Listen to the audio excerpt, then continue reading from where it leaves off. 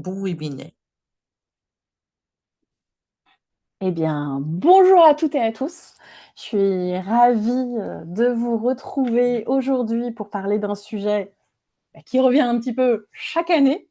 D'ailleurs, parfois, c'est un peu stressant qu'on soit manager ou collaborateur.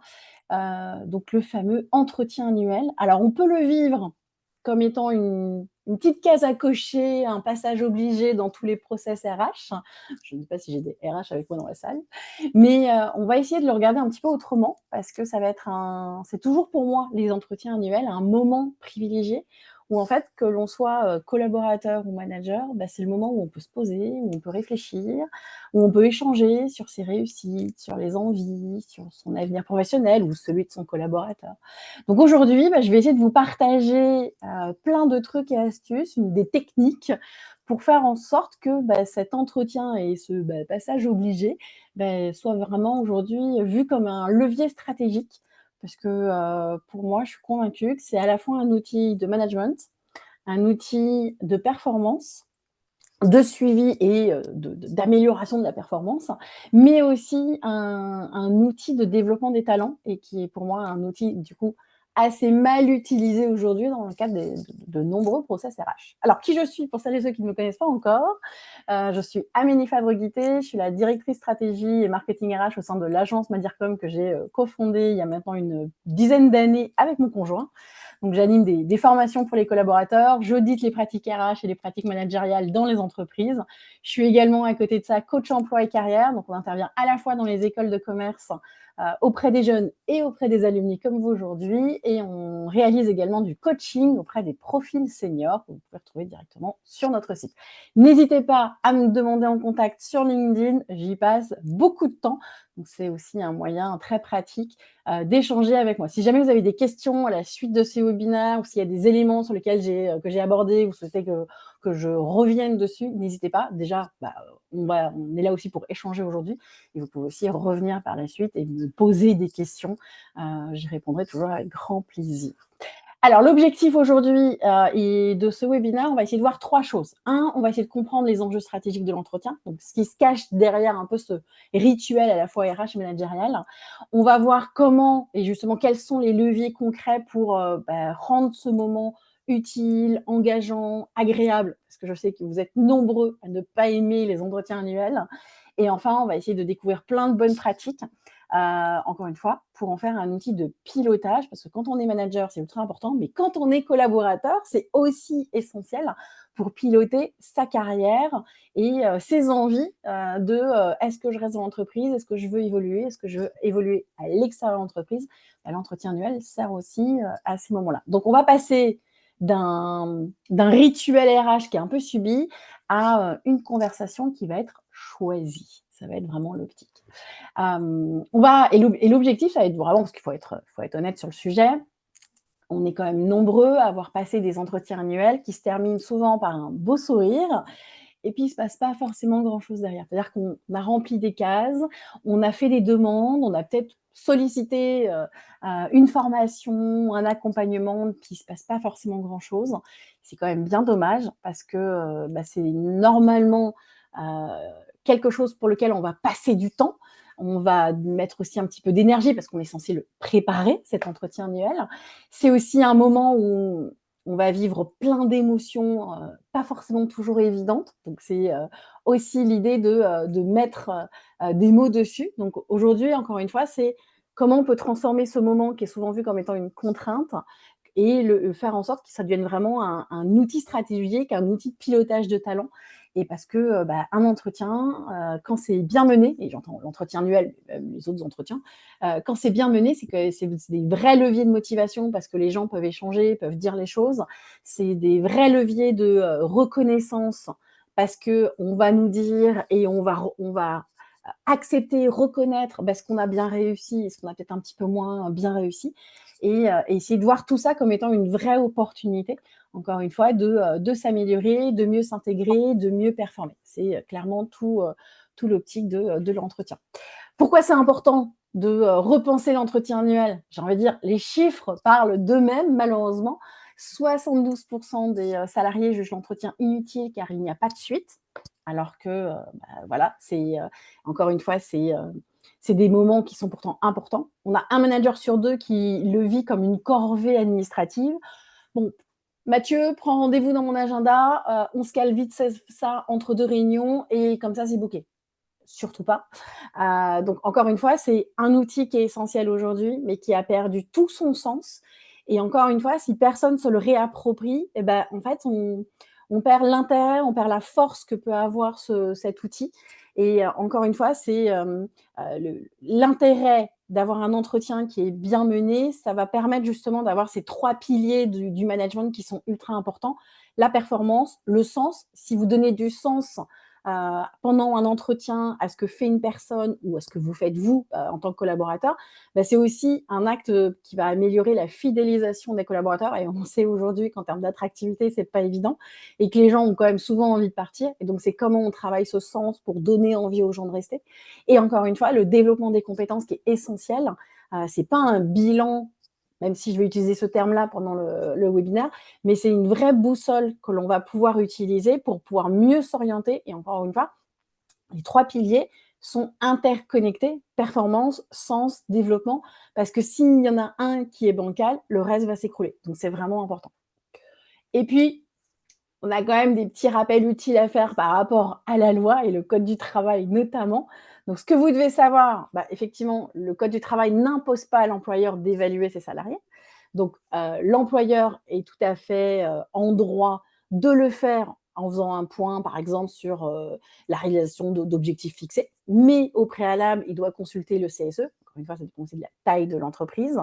L'évaluation, elle peut être imposée à l'employeur par la convention collective. Donc, lisez toujours ce que dit votre convention collective, c'est ultra important. Elles sont en accès libre sur Internet, donc allez-y. Ça va compléter et adapter un petit peu la législation du travail dans un secteur d'activité qui peut être peut-être un peu particulier.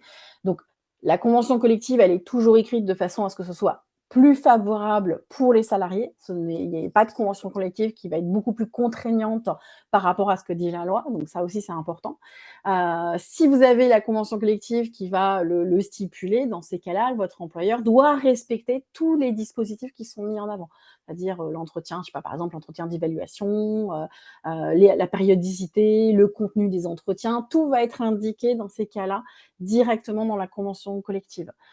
Si votre employeur ne le fait pas, donc c'est pour ça, encore une fois, lisez toujours votre convention collective, eh ben, typiquement, vous pouvez en tant que collaborateur mettre au prud'homme malheureusement votre employeur qui va être dans l'obligation de vous indemniser parce qu'il n'aura pas respecté les dispositifs que lui incombe la convention collective. Donc, c'est vraiment important.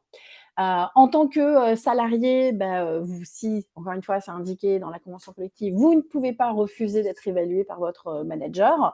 Encore une fois, dès lors que votre service RH ou votre manager vous a informé des méthodes, des techniques d'évaluation qui vous sont proposées pour permettre d'évaluer vos performances dans l'entreprise.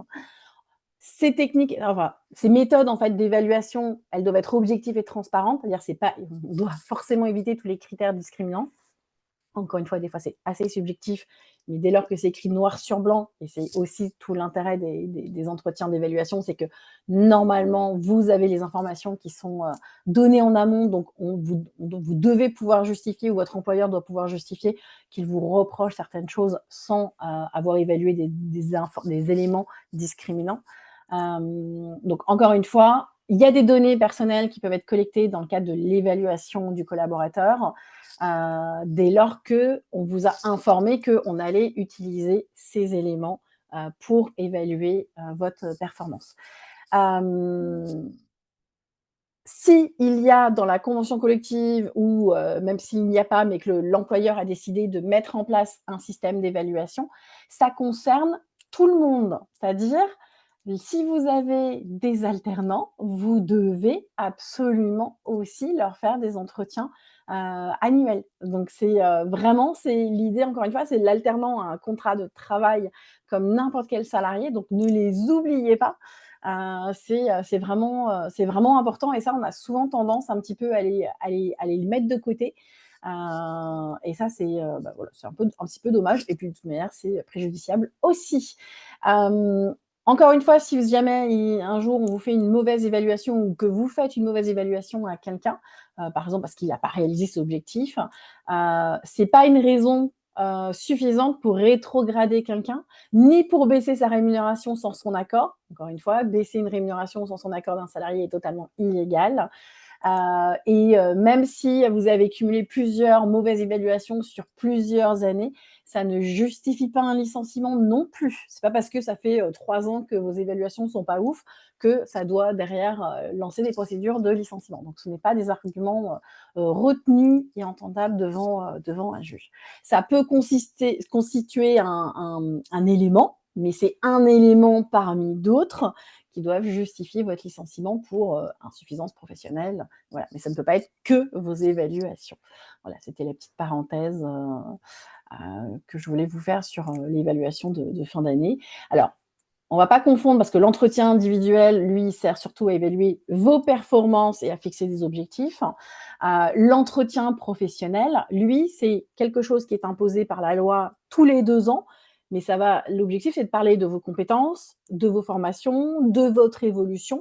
Et il y a un bilan écrit normalement tous les 6 ans. Alors, dans les 2 cas, c'est des moments d'échange. C'est-à-dire que, ça se prépare et on va pouvoir, encore une fois, aborder énormément de choses dessus.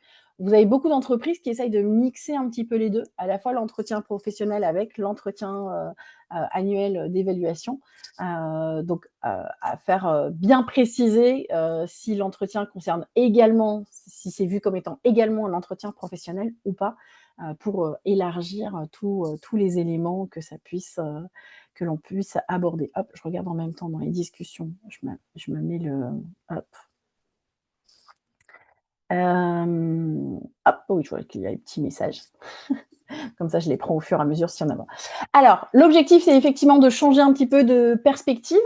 Au lieu de voir l'entretien annuel comme une fin en soi, j'ai envie de dire, on va essayer plutôt de le voir comme étant un point d'inflexion. C'est-à-dire c'est un moment où on va pouvoir recalibrer, on va pouvoir remettre un peu de cohérence dans ce que vit peut-être une personne, dans la manière dont elle conçoit son travail, ses missions, pour essayer de l'améliorer. Encore une fois, l'idée, c'est on n'est pas là pour juger le passé, même si on va un peu l'aborder, mais on va surtout être là pour essayer d'aligner sur le futur. C'est-à-dire c'est encore une fois le moment où on va aborder mettre les points sur les i aussi par rapport à la vision de l'entreprise. Quelles sont aujourd'hui les priorités de l'entreprise, quels sont les enjeux, quels sont ses projets stratégiques. C'est aussi un moment de communication là-dessus. C'est aussi un moment où on va aborder les ambitions du collaborateur, c'est-à-dire quelles sont ses envies, quelles sont ses forces, qu'est-ce qu'il a envie d'apprendre, qu'est-ce qu'il a envie d'accomplir au quotidien. Et on va aussi mettre en avant les besoins du manager, c'est-à-dire le manager, il est là pour faire grandir ses équipes, il est là pour atteindre ses objectifs. Et donc l'objectif, ça va être d'aligner les trois. C'est est-ce que ce dont les enjeux de l'entreprise par rapport aux ambitions du collaborateur et par rapport aux besoins du manager, comment on arrive à tout regrouper et à tout équilibrer pour que tout le monde soit content. Encore une fois, ce sont 3 cercles qui vont se rejoindre et qui vont au milieu, un peu comme quand on fait son ikigai, le petit centre au milieu.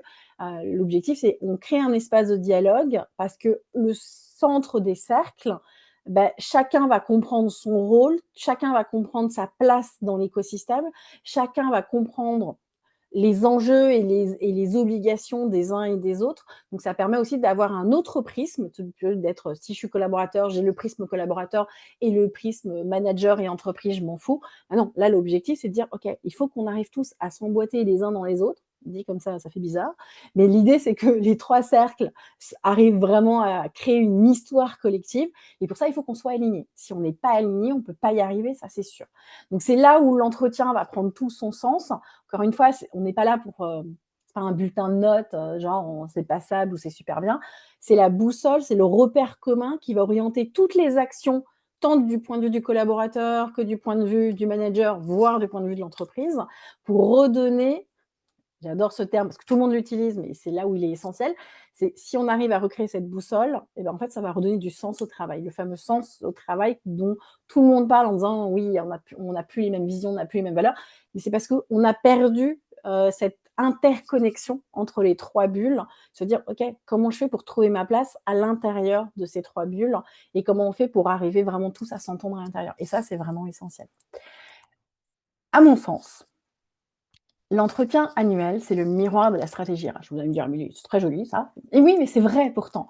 Heu, Souvent je dis aux gens: «Bah, dites-moi comment vous conduisez vos entretiens, je vous dirai comment vous managez vos talents». Pourquoi? Parce qu'un entretien annuel, c'est ça va même au-delà de l'outil RH classique. C'est le miroir de la culture d'entreprise, c'est-à-dire ça va refléter la manière dont vous allez valoriser les collaborateurs. Ça va aussi, refléter la posture de chaque manager. Ça va aussi, refléter la qualité, du dialogue social, et ça marche aussi avec les syndicats, mais à tous les niveaux. Donc un bon entretien, ça sert pas juste à faire le point, même si c'est important, mais ça va alimenter en fait tout un système. C'est-à-dire ça va alimenter le plan de formation, ça va alimenter la mobilité interne, ça va alimenter la marque employeur, ça va alimenter l'envie de fidélisation et l'attractivité des collaborateurs qui sont, alors fidélisation des collaborateurs qui sont déjà dans l'entreprise et attractivité potentiellement des futurs candidats qui pourraient intégrer l'entreprise. Tout part de là. Vous allez me dire: «Ah oui, c'est quand même beaucoup pour juste l'entretien». Oui, mais c'est un ensemble de plein de choses qui fait qu'à un moment donné, et ben, si certaines choses sont faites avec bon sens, et bien ça rejaillit beaucoup plus facilement sur cette culture et sur tout ce qui peut être mis en place derrière. Donc l'entretien, encore une fois, quand il est bien conduit, bah, ça devient, comme je vous disais tout à l'heure, un des piliers un outil de pilotage de compétences. Parce que ça va mettre en lumière les forces de l'organisation, les besoins de montée en compétences, les signaux faibles qu'il faut anticiper et qu'on n'anticipe pas assez en entreprise. Et c'est clairement bah, l'indicateur de santé de l'entreprise, parce que si vos entretiens sont sincères, si vos entretiens sont suivis d'action, bah, c'est que votre culture managériale, elle est solide. Je fais ce que je dis ce que je fais, et c'est beaucoup plus sain, et c'est clairement aujourd'hui ce que tout le monde recherche.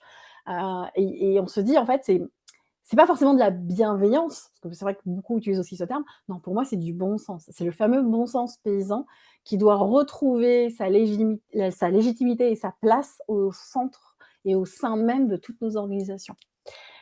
Les 3 objectifs d'un entretien stratégique, moi, c'est un peu le cœur du sujet aussi. Heu, Avant, on le voyait de manière un peu trop classique. Maintenant, encore une fois, l'objectif, c'est d'en faire quelque chose de stratégique. Hem, L'entretien, quand il est stratégique, c'est pas le monologue RH, c'est-à-dire c'est pas la checklist, des compétences qu'on va cocher, ça c'est bon, ça c'est pas bon. C'est vraiment un échange, un moment où on va prendre du recul, où on relie les objectifs du collaborateur à ceux de l'entreprise. On se souvient des 3 petits cercles, où on va parler d'impact et pas seulement de performance. Même si la performance va être forcément évoquée, mais on parle aussi d'impact. Vous allez voir à un moment donné, je vais vous partager plein d'étapes qui sont aussi importantes pendant l'entretien, qui permettent de questionner, déjà de se questionner en tant que manager, mais de questionner aussi le collaborateur. Et si jamais bah, votre manager ne vous questionne pas là-dessus pour vos prochains entretiens, bah, vous pouvez vous lancer l'échange et le questionnement, parce que c'est vraiment important. Donc le premier objectif, on est vraiment sur l'alignement. Pour moi, c'est la base. Trop souvent, on a des collaborateurs qui vont avancer dans un sens, les managers qui vont aller dans l'autre, et l'entreprise, elle, qui ne comprend rien, donc qui prend une troisième direction. Encore une fois, on va réaligner les planètes. C'est voilà où on va collectivement. Voilà comment toi tu as contribué au quotidien. Voilà pourquoi ton rôle est clé dans la stratégie. Encore une fois, on va réexpliquer les choses. Des fois, ça peut paraître enfantin, mais le fait de recadrer et de redonner la base, c'est vraiment essentiel. Quand vous avez un collaborateur qui va comprendre ça, il va naturellement voir le sens de ce qu'il fait, genre pourquoi je fais ça, pourquoi on m'a demandé de faire ça. C'est aussi naturellement, bah, s'il le comprend, pour lui, ça va être une source aussi d'engagement meilleur au quotidien. Ça va être un collaborateur qui va être plus autonome, qui va être plus responsable, qui va être plus curieux, qui va prendre plus d'initiative, parce qu'il va comprendre pourquoi il se lève le matin. Par rapport à des structures où on vous donne des directions qui changent tous les 4 matins, vous démarrez un projet, vous le finissez pas, on vous demande de faire quelque chose, mais on ne vous l'explique pas, bah, effectivement, il n'y a pas de sens. Et donc l'explication, la communication, ce serait un autre pilier très important, mais il est transversal, donc il est omniprésent, c'est le fait de communiquer, de dire les choses et encore une fois, on est dans beaucoup d'entreprises, beaucoup d'organisations qui ne communiquent pas assez. Deuxième objectif, c'est la reconnaissance. Il est fondamental et c'est limite universel, en fait. On a besoin tous de sentir que ce que l'on fait a de la valeur, que, c'est vu, que c'est entendu, que c'est reconnu. Donc c'est pas forcément souvent quand je parle de reconnaissance, les gens se disent: «Ouais, mais ça va nous coûter cher». Non! C'est souvent les RH qui vont me dire ça ou les DAF. Non, parce que tout le monde ne demande pas des primes, tout le monde ne demande pas, la médaille, du, super collaborateur, hein, la médaille du mois. Non, mais par contre, un vrai feedback, quelque chose de sincère. «Ah ben j'ai remarqué tes efforts sur tel projet. Ah merci pour ton implication dans le dossier truc-muche. Ah ta progression cette année, elle est vraiment impressionnante». C'est juste des phrases positives, en fait.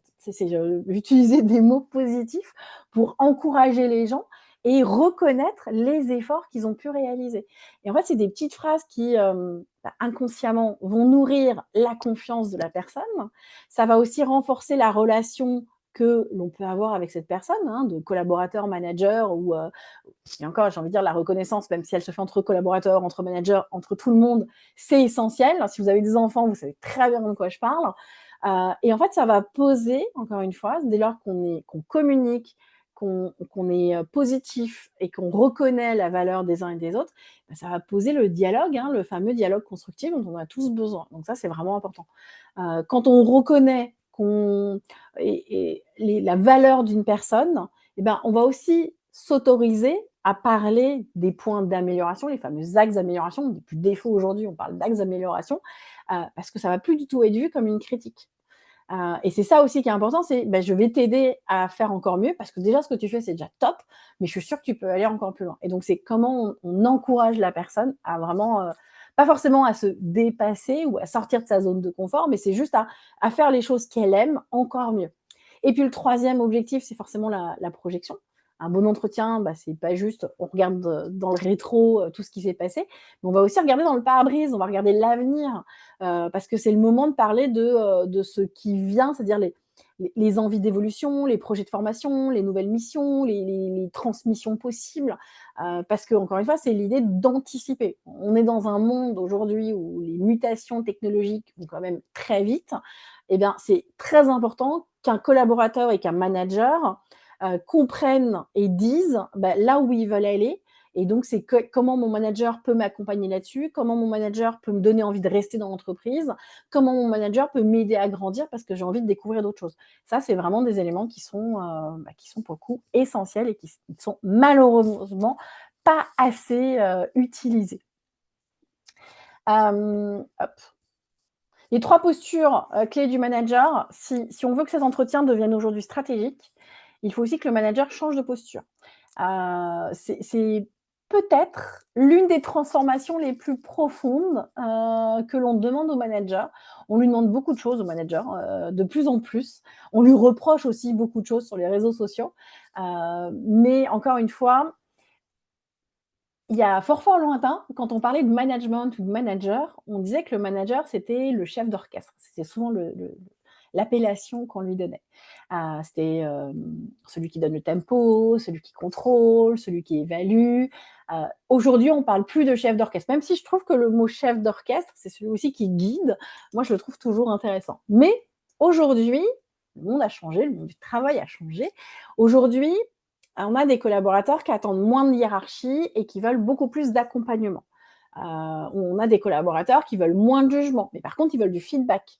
On a des collaborateurs qui veulent peut-être, pour certains, moins de process, mais ils veulent du sens. Donc, du coup, le côté chef d'orchestre, bah, il a dû un peu changer de posture, il a dû s'ajouter un peu des cordes à son arc et maintenant on parle du coach, du leader, du facilitateur. Ces 3 rôles qui vont très bien se compléter et qui vont justement permettre au manager en fonction de la personne, de son collaborateur, d'avoir, bah, sur quelle posture je dois travailler. Le coach, c'est celui qui va être là pour révéler un peu le potentiel. C'est-à-dire qu'on va lui poser des questions, on va inviter à la réflexion. Donc typiquement, votre manager, il doit vous demander, bah, tiens, qu'est-ce que tu as appris cette année, de quoi tu es le plus fier, de quoi tu aurais besoin pour aller encore plus loin. On est vraiment dans l'invitation à la réflexion. Le leader, lui, c'est celui qui va donner du sens, c'est celui qui va inspirer confiance. C'est celui qui redonne la vision d'ensemble avec le pourquoi.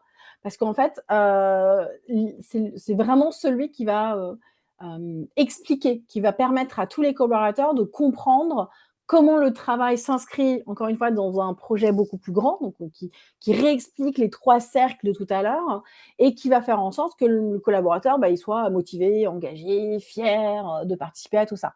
Donc pendant l'entretien, le manager leader, lui, il est plutôt dans bah, tiens, voici les prochains défis que l'équipe pour l'année à venir. Ok, il va essayer de le motiver, de l'attirer à lui.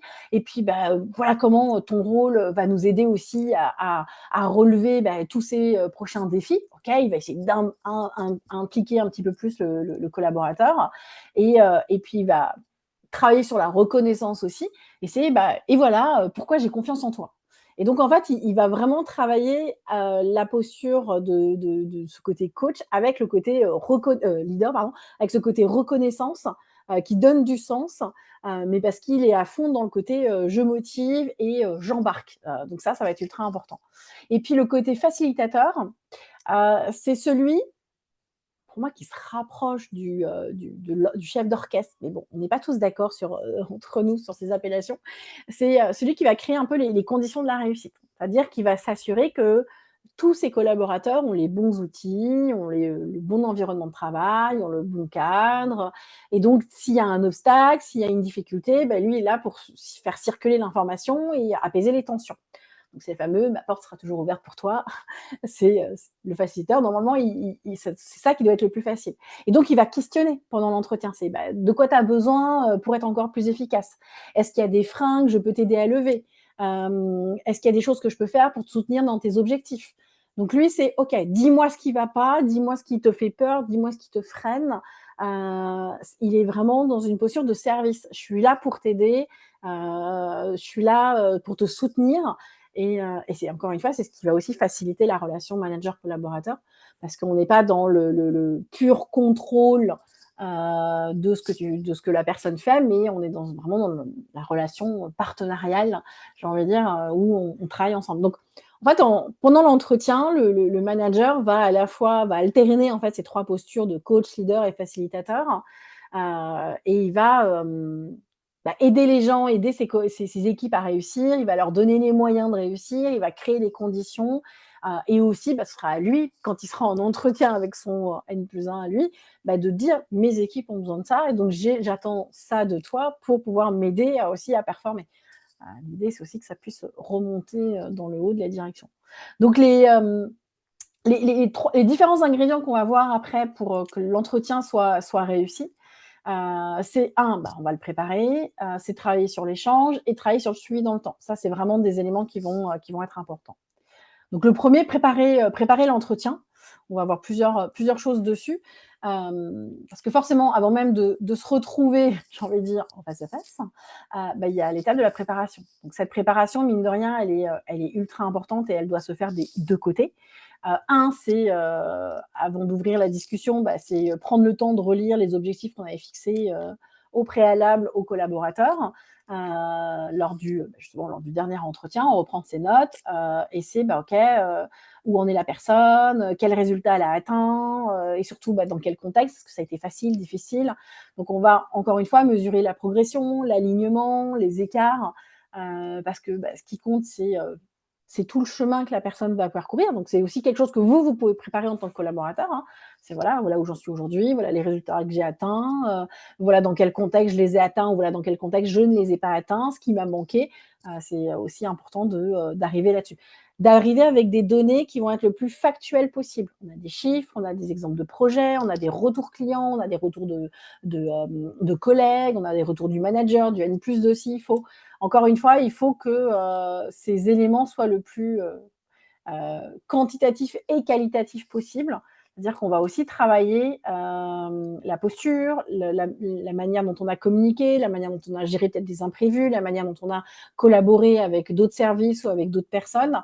Tout ça va rentrer en considération et il faut qu'on aborde les différents thèmes. Donc vraiment le côté à la fois factuel, donc quantitatif et qualitatif avec le côté un peu plus posture et communication. Par exemple, si, je sais pas, si on vous avez donné un objectif d'augmenter les ventes de 10%, c'est pas juste: «Ah bah, j'ai atteint mon chiffre». Ça ne suffit pas.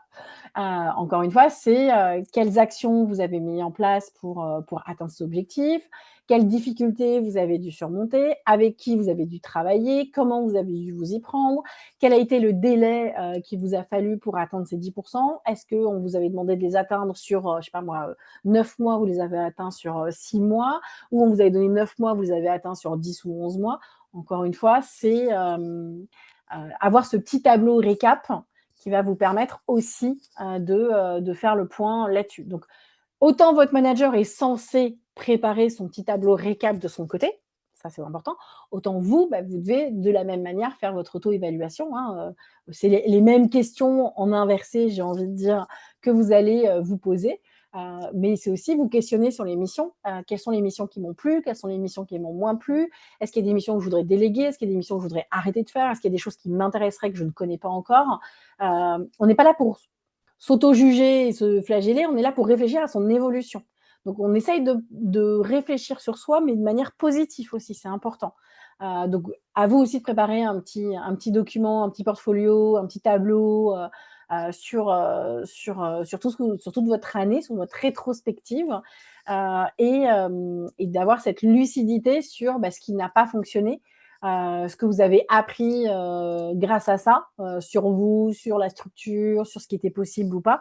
Encore une fois, c'est de montrer aussi cette posture de maturité professionnelle qui est vraiment important.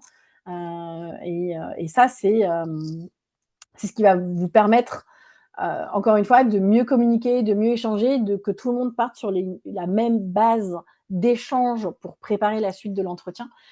Donc c'est pour ça que c'est essentiel de bien la préparer en amont, tant côté managérial que côté collaborateur, et avec, encore une fois, beaucoup de chiffres, beaucoup de faits, beaucoup de données tangibles. Ça, c'est clairement ultra important.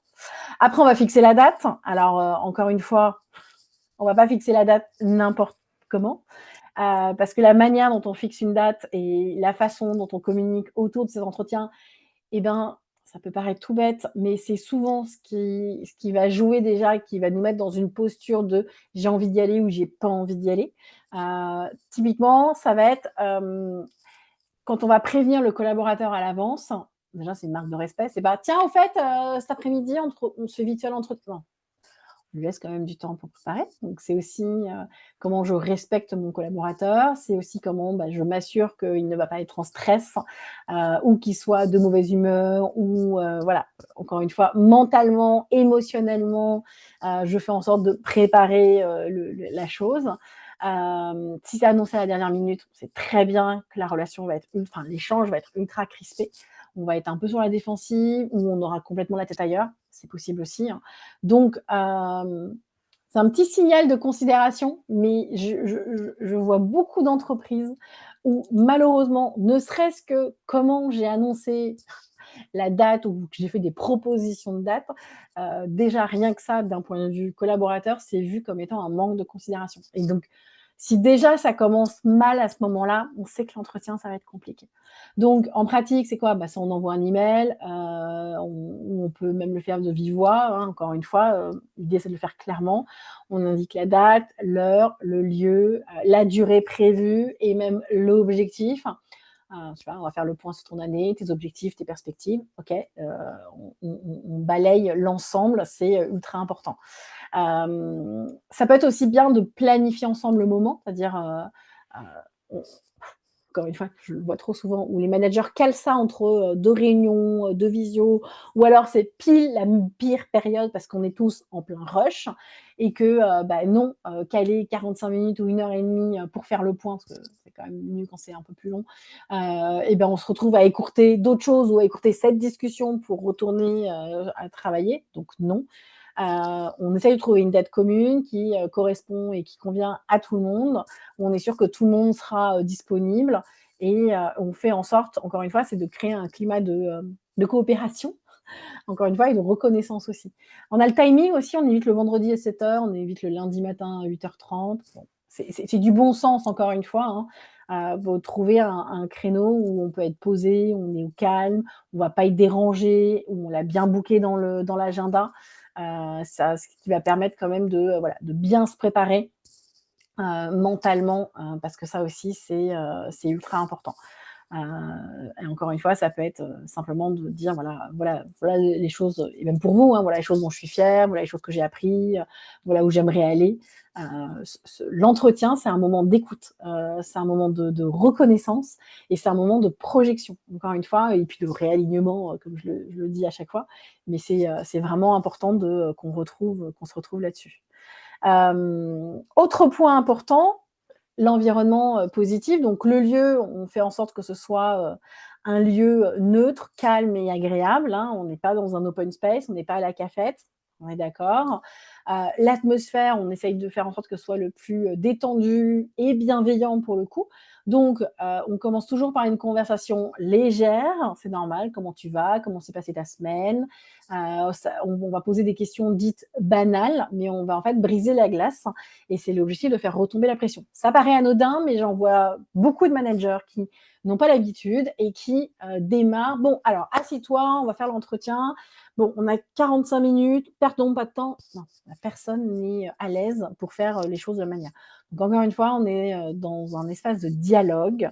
Le manager parle, oui, mais il va aussi écouter autant qu'il ne va parler. Donc ça aussi, c'est important. On met tout le monde en confiance et on on va lui laisser l'occasion de mettre en valeur tout ce qu'il a pu réaliser, ou on va l'aider, on peut le challenger un peu pour aider le collaborateur à prendre du recul. C'est aussi ça, être un bon manager. C'est celui qui est capable de faire émerger le meilleur de son collaborateur. Maintenant, l'entretien, parce que vous allez me dire, OK, ça Amélie, ça, c'est la base, mais c'est quand même toujours important de le rappeler parce que c'est encore une fois bien trop oublié dans les entreprises. On a souvent des mauvaises habitudes qui reviennent.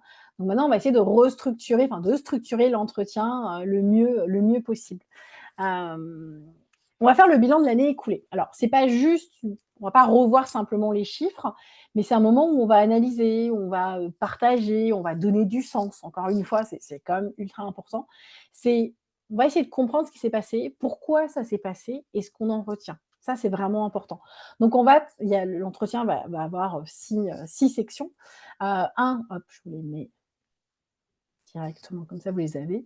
On va revenir du coup sur les objectifs qu'on avait fixés au début d'année. Donc l'objectif, c'est de rappeler ceux qui avaient été fixés au tout début et on va regarder les résultats que la personne a obtenus. Alors encore une fois, on n'est pas là pour juger, on est là pour comprendre.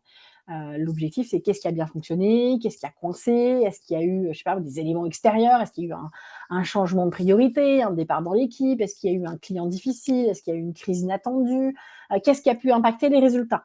Ça, c'est aussi important de bien tout poser. Ce travail, en fait, il va permettre de mettre de l'objectivité dans les propos. Et en fait, on va éviter les conclusions un peu trop hâtives, genre, bon, t'as pas fait tes résultats, t'es pas performant, t'es pas terrible, bon, je t'envoie en formation. Ok, c'est ultra raccourci. L'idée, c'est d'arriver vraiment à tout découper. Qu'est-ce qui s'est passé? Encore une fois, c'est pour ça que c'est important de prendre du temps au moment des entretiens pour remettre du contexte dans l'échange, pour remettre de l'objectivité et d'avoir juste à cocher objectif non atteint. Comme un bulletin de notes, c'est pas terrible. Le bilan global de l'année, c'est déjà poser la question. Comment tu as vécu ton année? Alors, j'aime bien poser ce genre de questions parce que l'idée, c'est de faire réfléchir la personne et de l'aider un peu dans son introspection. Là, on va prendre un peu le côté manager coach, hein, clairement, au départ. Donc, par exemple, j'avais des entreprises qui l'utilisaient, je trouvais ça plutôt intéressant. Si ton année était un film, ce serait lequel et pourquoi? Alors, et quand j'avais lu les analyses des managers, les réponses, elles étaient ultra parlantes parce que c'était, il y en avait certains qui disaient, Titanic. OK, donc ça veut dire que c'est pas terrible. D'autres qui disaient, Retour vers le futur, bah, voilà. On avait plein de titres de films. Alors après, faut s'y connaître en film. Bon, ces 2-là, c'est assez facile. Mais encore une fois, c'est poser des questions pour aider la personne à mettre des mots aussi sur ses émotions et sur comment elle l'a vécu. Ça va être si tu devais résumer ton année en 3 mots, ce serait lesquels? Si ton année était un sport, un marathon, un sprint, une partie d'échecs, qu'est-ce que ce serait? Encore une fois, c'est l'idée de faire penser les gens un peu différemment. Et c'est des questions qui vont ça va ouvrir un peu la parole et tout ce champ que la personne peut s'approprier. Et en fait, la personne va se dire, OK, je vais pouvoir, enfin, en tout cas, le manager va se dire, OK, je vois que mon collaborateur est peut-être épuisé, ou alors il est fier, il est peut-être frustré, il est peut-être motivé. Mais en tout cas, il va utiliser des mots, et ces mots, je vais pouvoir arriver à les alors, je ne vais pas les traduire parce que je vais lui demander de me les expliquer derrière. C'est toujours, bon, OK, tu m'as dit ça, qu'est-ce que ça représente pour toi? En fait, vraiment comme le côté coach, hein, mais on va essayer de tirer la ficelle pour obtenir les éléments concrets et sur lesquels on va aider la personne après à s'améliorer. Après, on va prendre le côté leader pour le pousser à l'avant. Les moments forts, c'est les 3 grands moments forts que la personne elle a eu. Par exemple, c'est quels sont les moments qui ont été les plus importants pour lui dans son année, quels sont les 3 moments ou les 3 actions qui l'ont motivé réellement dans son travail. Et donc, en gros, la personne, elle va vous parler de ses motivations. Et j'avais fait un article là-dessus enfin une newsletter sur LinkedIn là-dessus. C'était connaître un petit peu toutes les possibilités de motivation d'un collaborateur. Et donc se dire, OK, en fait, on a tous des axes de motivation totalement différents. Et donc, c'est se dire, OK, sur quel axe je dois m'appuyer pour aider, pour accompagner et pour pousser vers le haut mon collaborateur. Comment je peux continuer à le nourrir, en fait. Et si vous ne connaissez pas les motivations profondes de vos collaborateurs, et si vous ne connaissez pas vos motivations profondes, vous ne pouvez pas évoluer, vous ne pouvez pas trouver du sens dans ce que vous faites. Donc, c'est vraiment important de se dire, OK, c'est quoi mes motivations profondes? Les raccourcis, c'est souvent de se dire, lui, c'est un commercial, donc il aime l'argent. Sa motivation, c'est l'argent, il faut que je l'augmente. Il a peut-être d'autres besoins et d'autres envies. Donc, encore une fois, c'est questionner et se questionner sur les grands moments forts qu'on a pu vivre, sur des projets réussis, sur des prises d'initiative, sur des apprentissages qui ont été marquants, sur des défis qui ont été relevés. Encore une fois, c'est comprendre pourquoi ces moments-là étaient importants. Parce que peut-être qu'on ne les a pas vus, peut-être qu'on s'en est pas rendu compte. Et ça va comprendre vraiment les motivations de la personne. J'aime bien parler des kiffs aussi. C'est les sources de fierté. Alors, en France, le mot fierté, les gens ont beaucoup de mal avec parce que c'est pour ça que souvent je le raccourcis avec des kiffs. C'est vraiment le côté plaisir, satisfaction. Et en fait, c'est qu'est-ce qui te fait du bien au quotidien? C'est indispensable en fait de savoir ça. Et il y en a beaucoup d'entretiens où on se concentre sur ce qui ne va pas, sur les axes de progrès. Mais un bon entretien, c'est aussi le moment où on va célébrer tout ce qui a bien fonctionné. Donc, on va reparler des petites victoires, des petites réussites ou des grandes réussites. C'est le moment, encore une fois, où on va nourrir la confiance de la personne, on va un peu recharger ses batteries. Et ça, c'est des éléments qui sont essentiels. Donc, d'arriver à comprendre à la fois les moments forts pour la motivation et les kiffs pour le côté plaisir et fierté.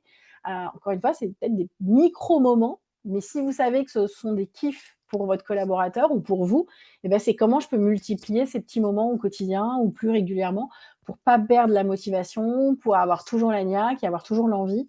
Ça, c'est vraiment des éléments qui sont essentiels. Comprendre les frustrations. Si on va d'un côté, il faut qu'on aille de l'autre aussi.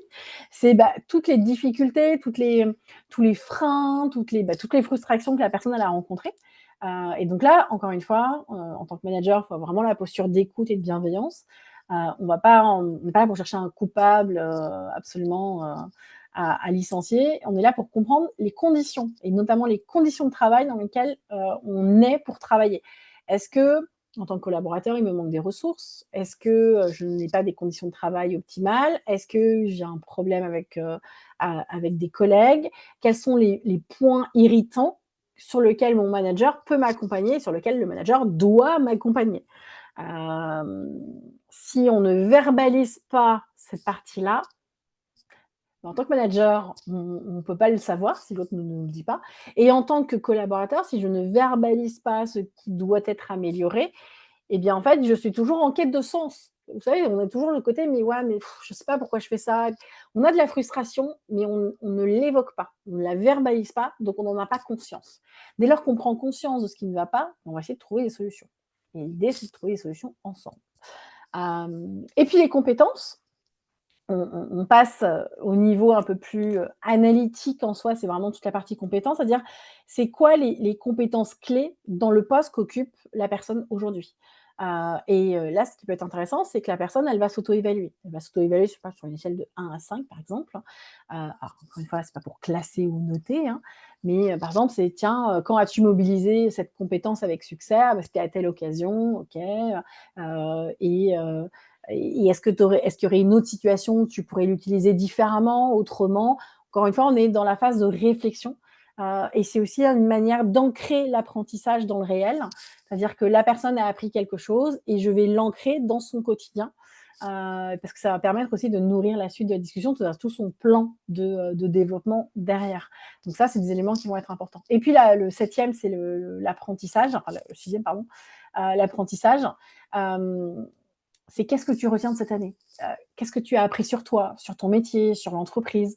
Encore une fois, l'idée, c'est de terminer par une question qui peut paraître simple, mais qui permet aussi de mesurer. Encore une fois, c'est le moment pour comprendre, pour grandir.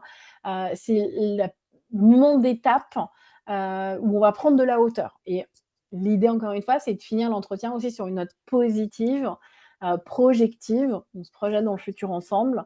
On s'accorde sur ce qui va être fait, ce qui va être amélioré, ce qui va être proposé, sur l'accompagnement. C'est vraiment une petite séquence vérité, mais c'est quelque chose qui doit être constructif, qui doit être tourné vers la progression. Et ça, les fins d'entretien ne terminent pas toujours sur le côté progression, malheureusement. Donc ça, encore une fois, c'est important. Ça, c'est dans la première partie de l'entretien, quand on fait le bilan de toute l'année écoulée. Après, on va faire le bilan de l'instant T. C'est-à-dire qu'une fois qu'on a fait le tour de l'année passée, bah, c'est aussi intéressant de prendre un peu, on va dire, le pouls sur là, maintenant. C'est-à-dire comment la personne se sent aujourd'hui. Vous savez, le fameux «comment tu vas» qu'on lance à gogo dans les entreprises. Mais là, on est vraiment dans le «comment tu te sens?» Comment tu te sens dans ton poste? Comment tu te sens dans l'entreprise? Comment tu te sens dans l'équipe? C'est aussi des éléments qui sont importants. Donc là, on va voir 3 sections. C'est à la fois le côté, «feeling» entre guillemets, global par rapport au poste. Donc moi, j'aime bien commencer souvent par une question qui est assez simple, mais qui dit tout, c'est: «Bah, tiens, par rapport à ton poste actuel, tu dirais que tu te situes où?» Et bah, alors si la personne ne sait pas trop comment répondre, on va l'aider un peu à se positionner. Ça peut être, bah, est-ce que tu te sens en difficulté? Est-ce que tu te sens un peu perdu, démotivé? Ou est-ce que tu te sens, bien, mais moyennement bien. Il y a des hauts, il y a des bas, OK, c'est fluctuant. Est-ce que tu te sens à ta place? Est-ce que tu sens que tu montes en puissance? Est-ce que tu te sens mais au top du top, tu es ultra inspiré, tu es reconnu, tu sens que tu as un impact? Ou alors rien de tout ça, tu es plutôt dans la phase que tu t'ennuies, tu tournes en rond et tu te sens pas assez stimulé? Et là, l'idée de poser cette question avec toutes ces sous-questions, et ben, en fait, encore une fois, ça n'attend pas un jugement, mais on est dans la discussion, c'est de prendre la température, et on va détecter clairement, beh, ce qui va et ce qui ne va pas auprès du collaborateur. Est-ce qu'il y a des besoins d'évolution? Est-ce qu'il y a des besoins d'accompagnement? Est-ce qu'il y a des besoins qu'il n'avait pas encore évoqués jusqu'à présent? Et c'est le moment de le faire, en fait. Hem et ça, c'est ultra important que la personne puisse, encore une fois, la base de la communication, c'est qu'elle soit ouverte, qu'elle soit franche et qu'on puisse dire les choses. Et puis, c'est le regard sur l'entreprise. OK? On n'est pas en mode: «Tu l'aimes ou tu l'aimes pas la boîte?» Non, non. C'est, «Est-ce que tu comprends dans quelle direction on va?» Est-ce que, est-ce que tu sais ce que fait de bien l'entreprise? C'est-à-dire, je sais pas, c'est toutes ces actions RSE, s'il y a des choses au niveau de l'écologie ou autre. Est-ce qu'il y a des choses où tu trouves que l'entreprise doit encore s'améliorer? Ça, généralement, on arrive toujours à trouver plein de choses. Encore une fois, c'est d'évaluer, moi j'aime bien sur l'échelle de 1 à 5, bah, d'évaluer la vision de l'entreprise, sa mission, ses forces, ses challenges, de dire: «OK, lui, quel est son avis sur la boîte?» Je trouve que c'est important parce que souvent les même très souvent, les collaborateurs vont pas avoir la même vision que la direction. Ça arrive bien trop souvent et en fait, c'est des écarts de perception et en fait, c'est, ce qui va nourrir clairement la com interne parce que le nombre de fois où en com interne ou en RH, on dit: «Mais on comprend pas ce que veulent les collaborateurs» et des fois, je leur dis: «Mais en fait, vous leur avez posé la question?» Juste ça. Est-ce que vous avez posé la question? Et par rapport aux enquêtes anonymes, aux enquêtes internes, est-ce que vous avez fait des améliorations sur ce qu'ils ont remonté? Est-ce que vous leur avez dit que vous êtes «Mais oui, mais on est en train de travailler là-dessus». Mais est-ce que vous leur avez dit que vous étiez en train de travailler dessus? Est-ce que vous leur avez dit combien de temps ça allait vous prendre? Est-ce que vous avez créé un comité pour les embarquer avec vous? En fait, il y a un j'allais dire un pont, non, il y a un fossé justement, où sur lequel il faut construire un pont pour que, bah, entre la vision de l'entreprise et ce qu'elle est en train de mettre en place et ce que voit le collaborateur ou le manager, dans son quotidien, bah, effectivement, comme sur l'image, c'est pas la même chose et donc c'est ultra important d'arriver à poser des mots là-dessus.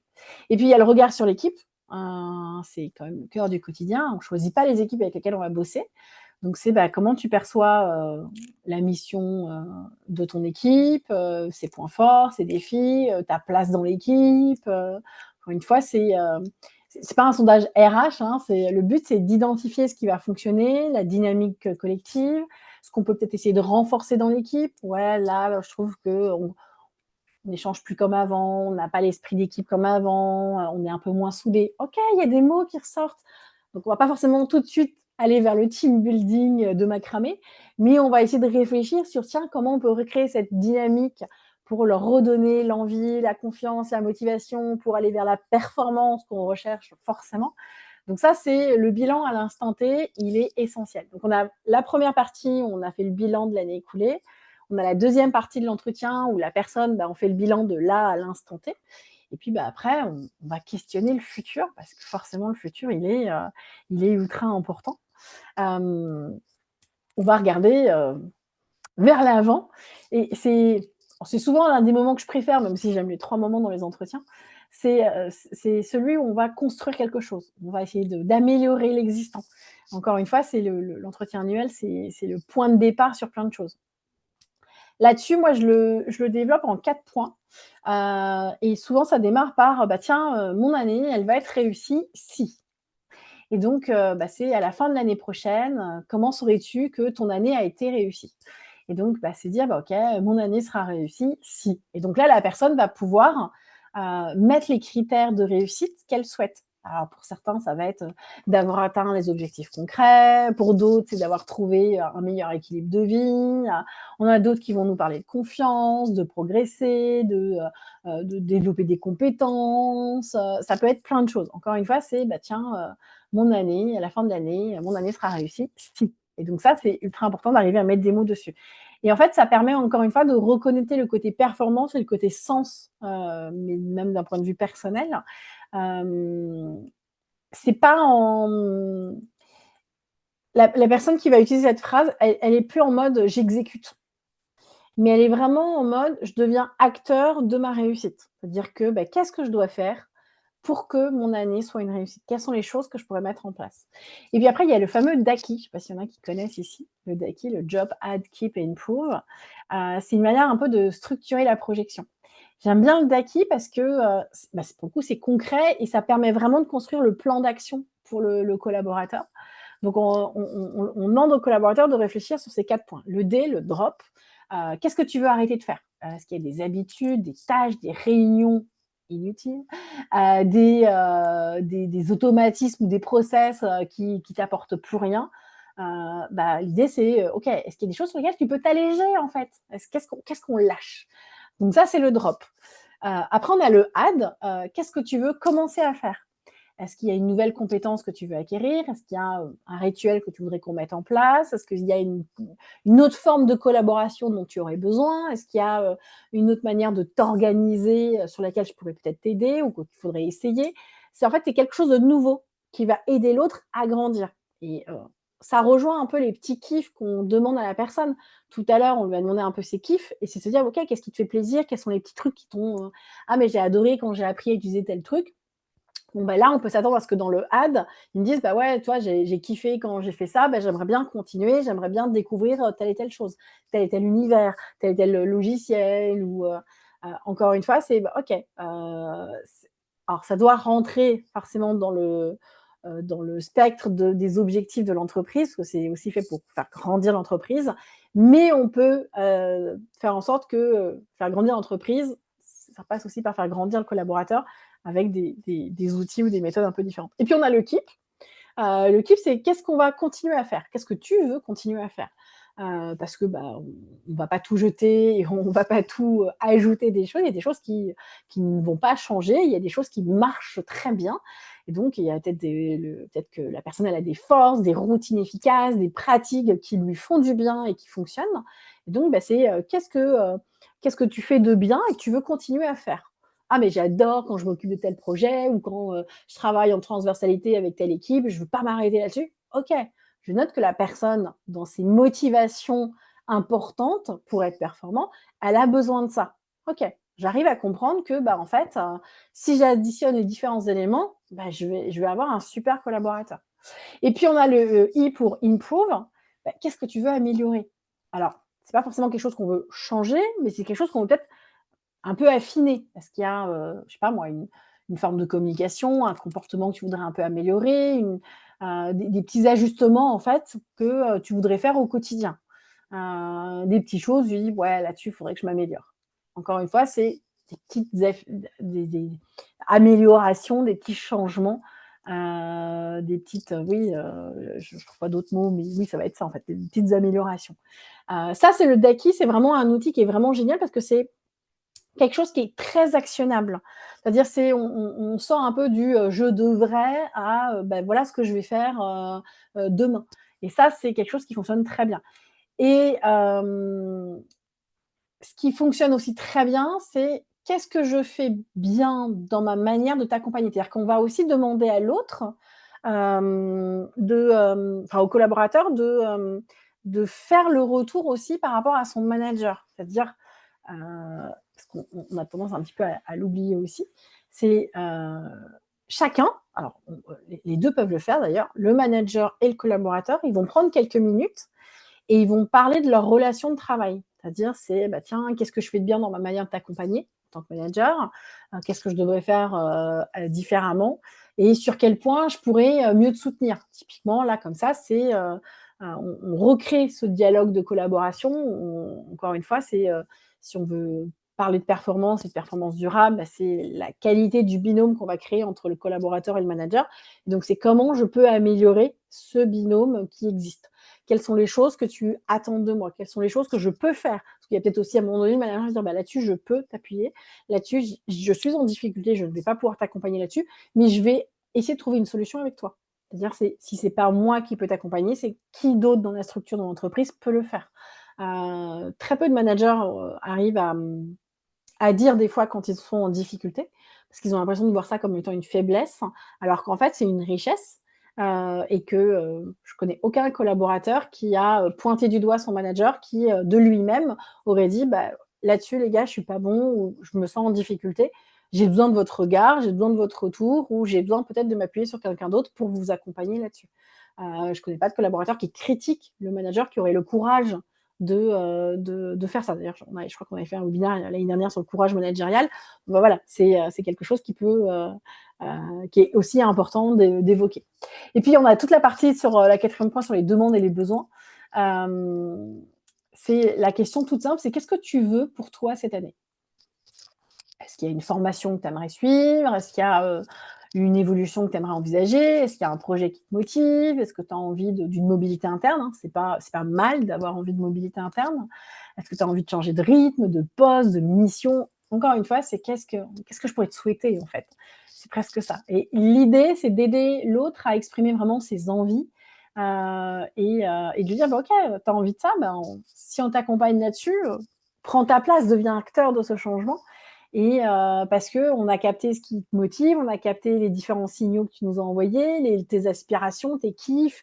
Bon, bah, maintenant, on va faire en sorte de de de de continuer sur cette lancée, et on veut surtout pas, au contraire, que ça que ça s'écroule et que la personne se retrouve totalement, démotivée, et ou qu'elle nous claque dans les doigts, quelques jours, quelques semaines après. Donc ça, c'est vraiment important. On va se projeter et on va, être dans l'engagement de fond. Puis on a les fameux objectifs SMART. Bon, ceux-là, on les connaît tous, hein. S pour spécifique, M pour mesurable, A pour atteignable, R pour pertinent, T pour temporel. En gros, c'est voilà, d'ici 6 mois, présenter chaque mois les projets de l'équipe pour améliorer mes compétences en communication. C'est précis, c'est mesurable, c'est atteignable, c'est pertinent, c'est borné dans le temps. Donc ça fonctionne. Les objectifs sont alignés avec ceux de l'entreprise, forcément, parce que ça c'est indéniable. Si l'entreprise elle veut innover, et ben forcément c'est comment je vais accompagner mon collaborateur avec des objectifs SMART, bah, c'est, je sais pas, moi, proposer un nouveau concept ou un nouveau service d'ici la fin de l'année. Ça va être effectivement un bon objectif SMART. Donc ça, c'est assez classique à utiliser, mais ça fonctionne toujours. On peut les afficher, on peut voilà, faire en sorte que chacun ait ses objectifs SMART dans son bureau. Pourquoi pas, ça peut être intéressant. Donc ça, c'est assez classique et c'est pour indiquer les choses dessus. La partie communication des objectifs, c'est aussi très important. On parle souvent donc de communication ouverte parce que ben, un bon entretien, comme je disais tout à l'heure, c'est pas un monologue du manager, c'est une conversation. C'est une communication qui est bidirectionnelle, c'est-à-dire on écoute vraiment pour le coup. Donc, c'est capter tous les ressentis, tous les non-dits, tous les signaux faibles de votre collaborateur. Donc, si vous avez quelqu'un ou si vous évoquez une charge de travail trop lourde, bah, votre manager, c'est pas juste de dire oh, moi, je comprends. Non, mais c'est vrai, je comprends. Mais l'idée, c'est d'aller un peu plus loin. Ok, qu'est-ce qui te prend le plus d'énergie, qu'est-ce qu'on pourrait ajuster, sur quoi on pourrait t'alléger. Encore une fois, le fameux d'acquis, on peut le récupérer pour l'utiliser. Donc, c'est les questions ouvertes seront forcément vos meilleurs alliés pendant l'entretien. Est-ce que tu es satisfait de ton travail? Ça, c'est juste oui, non. Bon, bah, on va pas très loin avec ça. Par contre, c'est bah, qu'est-ce que tu trouves le plus motivant dans ton travail et pourquoi?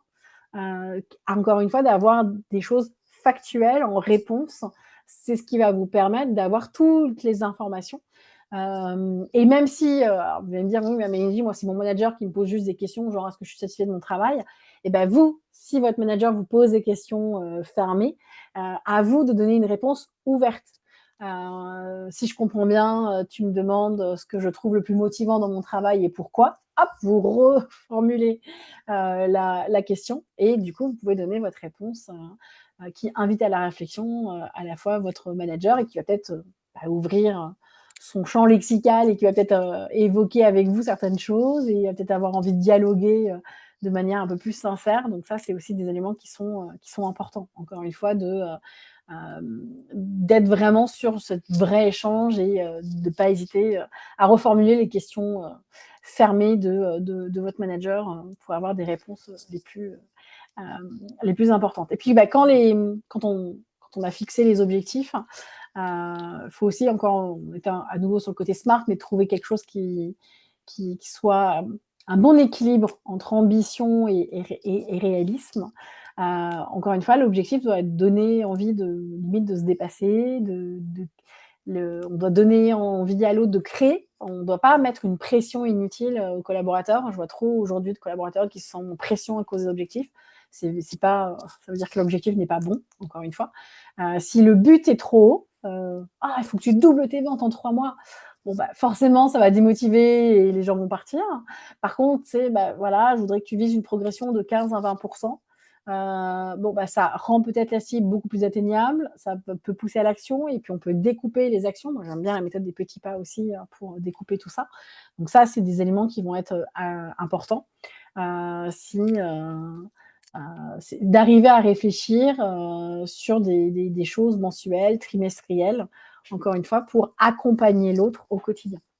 Puis il y a le plan de développement personnel qu'on oublie très, très souvent, malheureusement.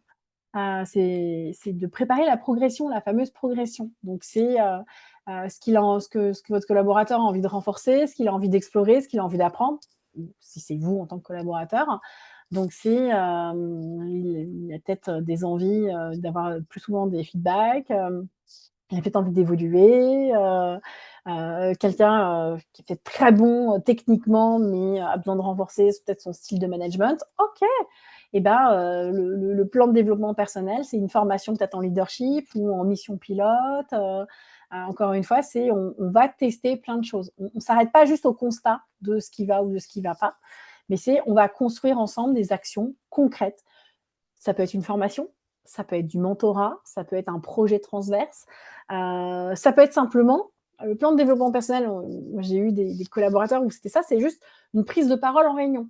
Ah ben, j'ai jamais osé prendre la parole en réunion pour présenter un projet. Très bien, ben, on va travailler ensemble ta prise de parole en réunion et donc dans un mois ou dans 3 mois, c'est toi qui présenteras tel projet et je vais t'accompagner pour que tu sois le plus à l'aise possible pour le jour J. Donc encore une fois, c'est je fais monter en compétence mon collaborateur. C'est, on a un vrai plan d'action qui doit être aligné. Je vous mets le petit récap vraiment là-dessus. Les 3 leviers stratégiques à activer pour les entretiens, c'est le feedback, le développement et l'engagement. Donc, on va créer du dialogue. Encore une fois, c'est le côté voilà, mini bilan trimestriel, feedback. Ça, c'est pour moi 3 leviers qui sont essentiels. Parce que le feedback, c'est pas attendre l'entretien pour faire du feedback aux collaborateurs. C'est d'avoir des feedbacks beaucoup plus réguliers, beaucoup plus constructifs. Ça peut être à la fin de la semaine, à la fin d'un projet, voilà ce que j'ai observé, voilà ce qui fonctionne bien, voilà ce qu'on peut encore améliorer. Ça, c'est aussi important d'avoir cet échange vraiment en plus aussi à double sens. Hein, qu'est-ce que tu attends de moi, aussi que le collaborateur puisse dire à son manager. Hein. Et puis, il y a tout ce côté développement, encore une fois, c'est qu'est-ce que tu aimerais explorer cette année, sur quel domaine tu veux progresser. Et ça part pas forcément, encore une fois, par de la formation. Et ça, on a beaucoup le côté mentorat qui est très développé en entreprise. Et si ce n'est pas le cas, poussez vos RH pour qu'ils le développent.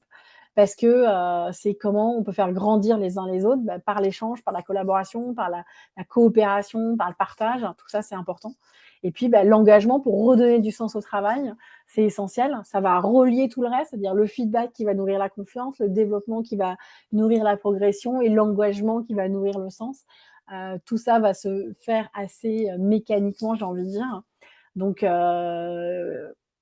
quand on parle de performance, d'objectifs, de résultats, ça doit. En fait, la personne, elle doit répondre qu'à une chose, c'est pourquoi je fais ce que je fais. Et en fait, la réponse, elle sera de temps. Encore une fois, c'est je reconnecte la personne à sa mission, je rappelle l'importance de son rôle et de sa présence dans l'entreprise, je la valorise. Rappelez-vous le côté reconnaissance. Je valorise son impact dans le collectif. Ben oui, parce que ta place au sein de l'entreprise est importante par rapport aux enjeux de l'entreprise. Donc, nos fameux cercles, nos fameux piliers se regroupent les uns les autres. Et c'est vraiment le moment pour écouter ce qui motive ou démotive une personne, ce qui la fait vibrer ou au contraire ce qui la fait fuir. C'est vraiment des éléments qui sont pour moi essentiels. Donc, quand on a ces 3 piliers, ces 3 leviers qui fonctionnent ensemble, on voit l'entretien qui est plus comme une obligation RH, mais comme vraiment, encore une fois, un outil de leadership et de transformation qui sont pour moi vraiment essentiels. C'est vrai que j'ai mis aussi QVCT parce que quand on donne du sens au travail, on se rend compte que les gens prennent beaucoup plus de plaisir. Et le bien-être au travail, c'est ce qui permet de, de calibrer aussi le sens. C'est-à-dire qu'on n'a pas besoin d'un baby-foot ou d'un bar à smoothie pour calculer la QVCT. Des fois, c'est dans des choses beaucoup plus concrètes et terre à terre. Donc ça, c'est aussi important. Et puis il y a le suivi et la documentation parce que c'est aussi des choses qu'on a tendance un petit peu à oublier. Un bon entretien annuel, c'est pas juste un moment unique, encore une fois, dans l'année, c'est le point de départ d'un accompagnement qui va être continu. OK, on a fait un super entretien, on a tout bien rempli, on a tout défini sur 12 mois, c'est super! Mais s'il se passe rien après, la motivation va retomber, on va pas atteindre nos objectifs. La dynamique d'équipe, elle va totalement s'effondrer. j'arrive pas à le dire celui-là. Et puis il peut y avoir plein de départs, encore une fois, hein, ça peut être des burn-out, des démissions, des absences, le taux d'absentéisme aussi va être important. Donc là, l'idée, c'est de vraiment créer des points de suivi ultra réguliers, que ce soit mensuels ou trimestriels. Encore une fois, c'est pas obligé d'avoir des points de suivi qui soient longs, qui soient compliqués, ça peut être juste 20 minutes, un point de suivi, ça peut être très court.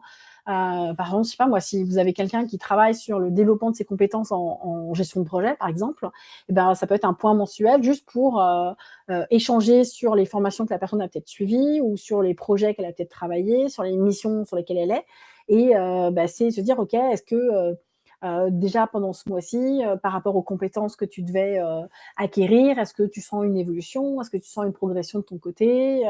Et donc, bah, on va essayer d'avoir des indicateurs. Est-ce qu'il y a eu des retours d'équipe positifs? Est-ce que il y a des résultats qu'on peut déjà mesurer par rapport à ton travail? Est-ce que on voit que je sais pas, il y a une satisfaction client qui est là? Est-ce que toi-même tu es satisfait de ce que tu fais, de la manière dont tu le fais? Encore une fois, c'est on va observer toute cette progression parce que c'est ce qui va transformer les mots qu'on a utilisés pendant l'entretien en un vrai levier, parce que c'est ce qui va permettre d'avoir ce levier de performance et d'engagement, parce qu'on suit la personne et que si jamais il y a un pas de côté, il y a un décrochage, il y a une petite baisse de motivation, et ben on est là pour récupérer la personne et dire: «Hop, hop, hop, t'inquiète, on va trouver une solution, ça va aller, ou on va ajuster». On rattrape à temps et on n'attend pas les 3 mois, les 6 mois ou la fin de l'année pour dire: «Non, mais là, tu t'es vautré en début d'année, c'était lamentable». Non, on est là au moment où la personne en a besoin. Donc ça, c'est aussi ultra important. Alors, vous allez me dire: «Mais oui, mais le manager va passer des ces journées, ces semaines en entretien». C'est un peu le job aussi du manager d'être là, d'être présent pour ses équipes, idéalement. Hem Et puis il y a la documentation de l'entretien, hein, encore une fois, c'est une feuille de route, c'est pas des prises de notes. On Il faut laisser des traces écrites, parce qu'on le sait bien, les paroles s'envolent, les écrits restent. Donc pendant l'entretien, prenez des notes. Aujourd'hui, on a plein d'applications à base d'IA qui vont, noter tout ce qui est dit pendant l'entretien, et si jamais il suit en visio, bah, vous avez la même chose, vous avez des IA qui peuvent prendre des notes pour vous. Encore une fois, c'est consigner tous les points clés, les discussions, les objectifs fixés, les actions décidées. On est sur une vraie feuille de route et en plus, bah, aujourd'hui, vous avez l'IA qui peut vous accompagner pour définir cette feuille de route. Donc c'est, OK, on sait que, je sais pas moi, vous souhaitez qu'un collaborateur parte en formation, et ben on a le nom de la formation, les dates envisagées, on a le lien avec les objectifs de développement de la personne. Et du coup, quand on va faire le point avec elle, c'est OK, au fait, comment s'est passée ta formation? Qu'est-ce que tu en retires? Tout de suite derrière. C'est pas: «Ah oui, au fait, tu as fait une formation il y a 6 mois, c'était comment?» Non, on le sait, on a tout noté et donc bah, tout est relié dans notre agenda. On sait qu'un tel est parti en formation, qu'un tel travaille en projet, en transversalité avec, tel truc, un autre est en action de mentorat. OK, donc on peut faire des points et donc des fameux feedbacks beaucoup plus réguliers. Donc ça aussi, c'est important, et c'est une manière aussi de construire ce que j'appelle souvent la co-responsabilité.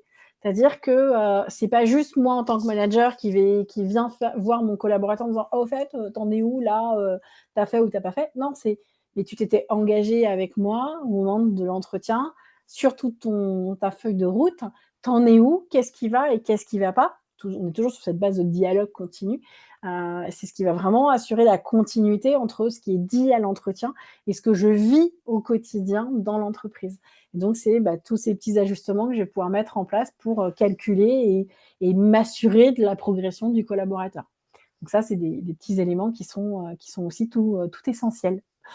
Et puis, on a aussi l'engagement, parce que l'entretien annuel, encore une fois, on sait que c'est un point fort, mais ce n'est pas le seul moment d'échange. Donc, engagement continu et communication, je ne le redirai jamais assez. Euh, Plus vous allez avoir des points, alors ça peut être un café, un point mensuel, une marche de 15 minutes. Il y a plein de réunions comme ça, les talk meetings, peu importe le format que vous avez envie de prendre, gardez le contact. Alors, encore plus aujourd'hui où on a quand même beaucoup de personnes qui sont en visio et qu'on n'a pas le temps, l'occasion de voir autant qu'avant. Donc, le rôle là aujourd'hui du manager, c'est vraiment pas juste d'évaluer, mais vraiment d'accompagner. Donc c'est: je suis disponible, je suis là si tu as besoin de me parler, je suis là pour t'encourager, je suis là pour si tu as des difficultés pour lever tous les obstacles, encore une fois, c'est ce qui va faire grandir le collaborateur. Ça, c'est vraiment important. Si on ne dit pas les choses, soit collaborateur ou manager, l'autre ne peut pas le savoir. On ne lit pas encore, on n'est pas télépathe, on ne lit pas dans la tête des autres. Donc, encore une fois, c'est chaque semaine, à chaque réunion, à chaque bilan mensuel, eh bien, je vais nourrir l'échange avec la personne en toute confiance et en toute transparence. Ça, encore une fois, c'est ce qui va vous permettre de comprendre ce que vit votre manager et de vous faire comprendre de votre manager. Dans les deux sens, ça fonctionne. Donc voilà, le vrai travail commence là. Créer un plan de développement personnalisé, programmer un suivi concret, voilà, point 3 à 6 mois, même point mensuel.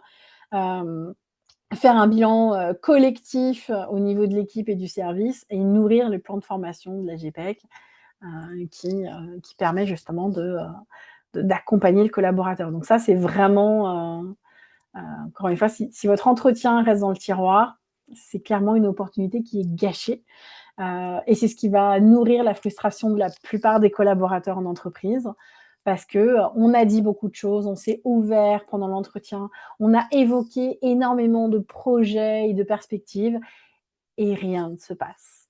On a dit des choses ensemble en réunion d'équipe, tout le monde a dit ce qui allait, ce qui n'allait pas, ce qu'il voudrait voir améliorer et personne ne nous parle, personne ne nous fait de retour, ni la direction, ni le management, ni le service RH.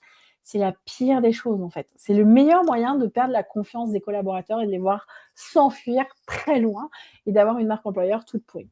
Donc, la communication, c'est la base. Les petites erreurs à éviter, vous vous en doutez, mais ce sera l'avant-dernière slide avant de conclure. Parlons de ce qu'il faut vraiment et même absolument éviter pour que l'entretien reste vraiment un vrai moment utile et pas, encore une fois, une corvée RH. Ne pas faire de suivi, c'est l'erreur numéro 1. On fait un super entretien et derrière, il ne se passe rien. La confiance va s'effondrer. Trop de formulaires, pas assez d'écoute. Si l'entretien, c'est juste un document à remplir, et c'est un entretien pareil gâché. On est sur de la conversation, c'est-à-dire que on est sur 20% de papier, 80% d'écoute, clairement. Puis au pire, le papier, c'est l'IA qui le remplit. 3, se connecter uniquement sur les défauts, se concentrer uniquement sur les défauts. C'est-à-dire que quand on va faire un feedback à la personne, on a une liste de reproches. Il faut aussi reconnaître les axes d'amélioration, les axes de progrès, les réussites de la personne. Encore une fois, c'est essentiel pour nourrir la confiance et l'envie de s'engager. 4, fixer des objectifs irréalistes. On l'a vu avec la partie SMART. Si on a des objectifs qui ne stimulent pas, qui n'encouragent pas, forcément, la personne ne trouve pas de sens, ne trouve pas de motivation et n'a qu'une envie, c'est de partir. Et le fait de ne pas former ses managers.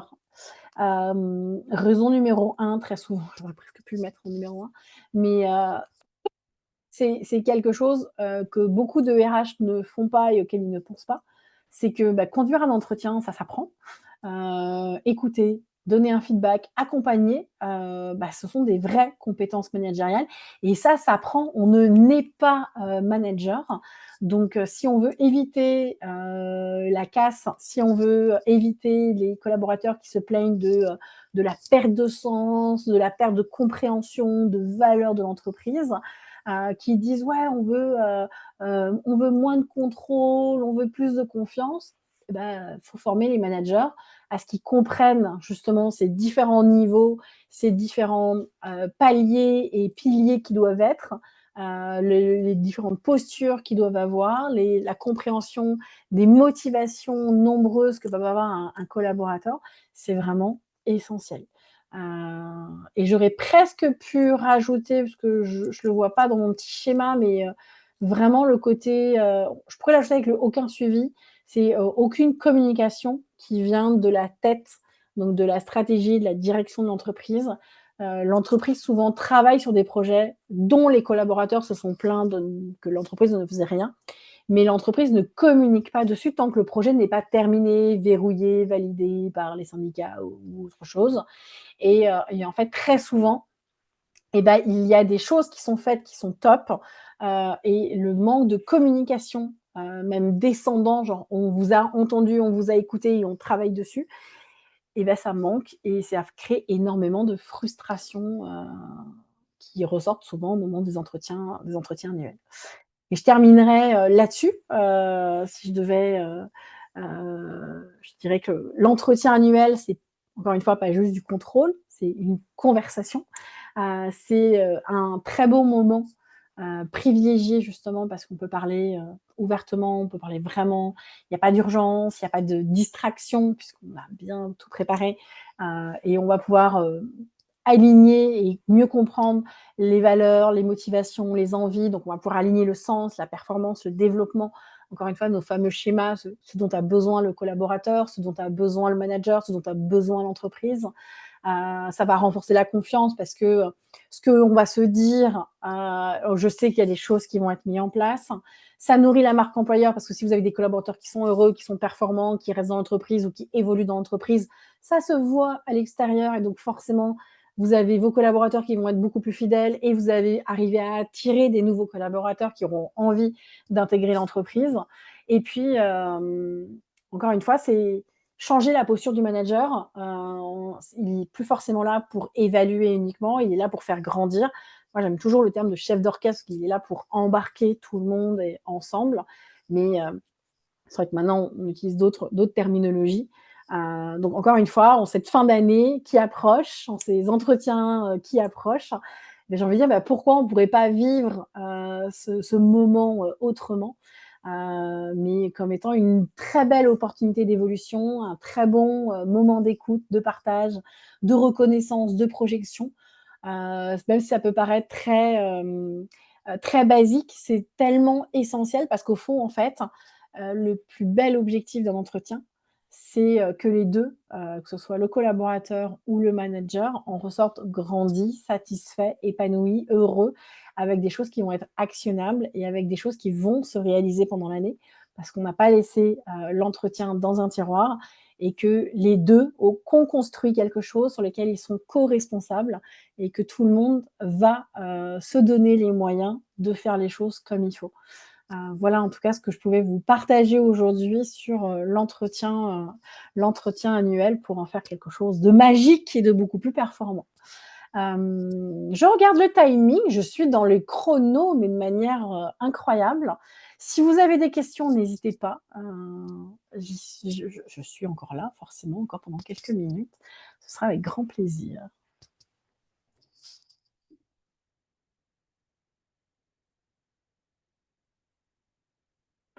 Je vois tout à l'heure qu'il y avait une question sur le support. Bah, comme du coup la formation, enfin le webinaire va être en replay, du coup vous aurez tout très prochainement sur la chaîne YouTube de l'école. Pas de questions, c'est clair pour tout le monde. Formidable. N'hésitez pas à me dire si les entretiens, vous les voyez plutôt côté en tant que collaborateur ou en tant que manager de votre côté. Essayez de jongler entre les deux.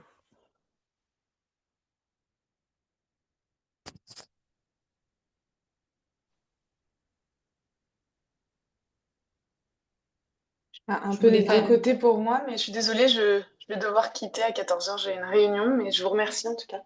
Avec grand plaisir, merci. Mm. Eh bien, écoutez, s'il n'y a pas de questions, Merci pour cette réunion. merci. Bah, merci à tous.